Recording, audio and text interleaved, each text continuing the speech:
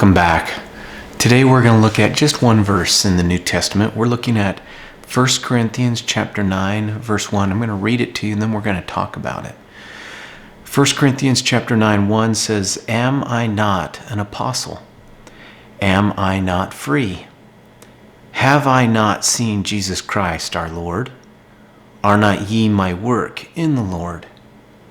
Now this is part of a letter that the Apostle Paul wrote to the church or the group of people in Corinth. And so this is like reading someone else's mail from hundreds, thousands of years ago. And so we read this, and it's been translated from ancient Greek. And Greek, it's not the Greek that's spoken today. It's Greek that was spoken what we call Koine Greek, K-O-I-N-E. So it's an ancient form of Greek. So the meanings and the words are different than maybe perhaps they've been translated. But let's put all that aside and say, why are we studying or why are we learning about Paul? Why are we reading his mail from a couple thousand years ago? Well, it's because, what does he say? Am I not an apostle? In other words, an apostle. What is an apostle? He's not trying to say, I'm a member of an organization or I'm the leader of a group. He's saying he was sent forth from God. That's what it means to be an apostle. It means you're one sent forth. You've received a message from God and you are conveying that message. So you are an apostle. Now here he says, am I not free? This is, back then they had slaves. They had people who were indentured servants, so to speak. And so he's saying he's a free man. He's free to do the things that God would have him do.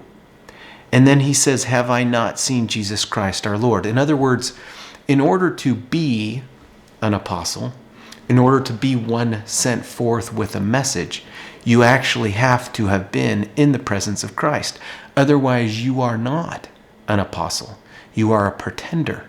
You are someone who is acting without power, without authority, without a message from God. You're instead conveying a message that either you've created or that you've gotten from someone else or that you've invented yourself. But you're definitely not an apostle of Jesus Christ if you have not stood in his presence. Not just knelt in his presence, but stood in his presence. Our Lord, are ye not my work in the Lord? In other words, God gave me, speaking as Paul, God gave Paul a message to convey to you, the people, or the church. The church means body of believers. Church doesn't mean an organization, a 501c3, or some other building or edifice. Church means the believers in Jesus Christ. So when we read the Corinthians, when we read all the letters of Paul, that's why we study him. Because he is one who actually stood in the presence of God and he received a message from God and he's conveying that message to the people, at least in this book or in this letter, Corinth, and now to you and me. We get to read it. So we take ourselves and we put ourselves as if we were the people in Corinth trying to learn about Paul, trying to learn about Christ, trying to learn how we can replicate that same experience that Paul had, because quite frankly, why else be on the spiritual path back to God unless you expect to have those same types of experiences that Paul had and the other apostles had, right? I mean, why else go through the trouble of keeping the commandments? Why else go through the trouble of sacrificing?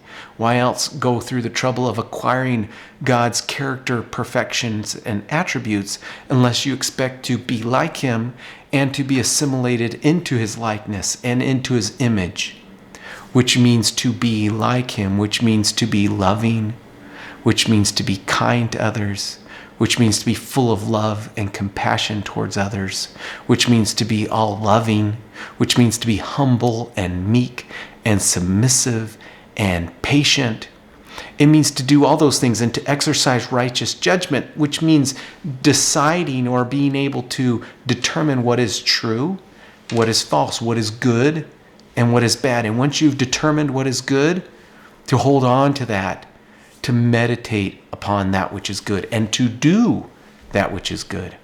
Well, I hope you found this information helpful. Thanks for watching.